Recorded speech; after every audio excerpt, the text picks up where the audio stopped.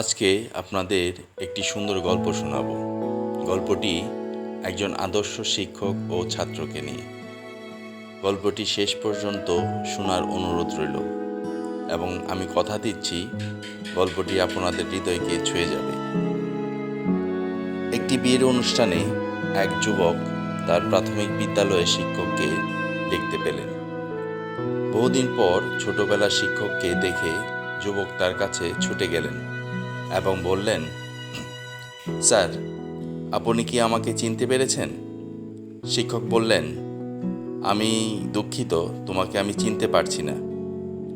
যুবক তখন বললেন, স্যার, আমি আপনার ছাত্র। আপনার মনে থাকার কথা, ক্লাস 5-এ পড়ার সময় আমাদের এক সহপাঠীর দামি একটি কলম ক্লাস থেকে চুরি হয়েছিল। সেই সহপাঠী আপনাকে নালিশ করেছিল। যেহেতু সেই সময় কেউ ক্লাস থেকে বাইরে যায়নি, কেউ আসেও নাই, সুতরাং কলমটি ক্লাসের ভিতরেই ছিল। তারপর আপনি সব ছাত্রকে কাপড় দিয়ে চোখ বেঁধে রেখে লাইনে দাঁড়িয়ে থাকতে বললেন। একজন একজন করে চেক করতে শুরু করলেন। আমি ভয়ে কাঁপতে লাগলাম, কারণ কলমটি ছিল আমার পকেটে। আমি যে কলমটি চুরি করেছি তা আবিষ্কার হওয়ার পর আমি যে লজ্জার মুখোমুখি হব, আমার শিক্ষকেরা, আমার সহপাঠীরা আমার সম্পর্কে যে ধারণা করবে, স্কুলে সবাই আমাকে চোর বলে ডাকবে, এবং এটি শোনার পর আমার মা বাবাই বা কী প্রতিক্রিয়া করবে, এই সমস্ত ভাবতে ভাবতে আমার মরে যেতে ইচ্ছে করেছিল। তারপর সবার পকেট চেক করার পর আসলো আমার পালা। আমি অনুভব করলাম আমার পকেট থেকে আপনি কলমটি বের করেছেন, কিন্তু আমি অবাক হয়ে লক্ষ্য করলাম আপনি কিছুই বলছেন না। যথারীতি বাকি ছাত্রদের পকেটও চেক করতে থাকলেন। তারপর যখন অনুসন্ধান শেষ হলো, আপনি আমাদের চোখ খুলতে বললেন এবং আমাদের সবাইকে বসতে বললেন। আমি তো ভয়ে বসতেই পারছিলাম না, কারণ আমার মনে হচ্ছিল একটু পরেই আপনি আমাকে ডাকবেন, কিন্তু না, আপনি এটা না করে কলমটি সবাইকে দেখালেন এবং মালিককে ফেরত দিয়ে দিলেন। কলমটি কে চুরি করেছে তার নাম আপনি বলেননি। আপনি আমাকেও একটি কথা বলেন, স্যার, আপনি সেদিন আমার মর্যাদা রক্ষা করেছিলেন।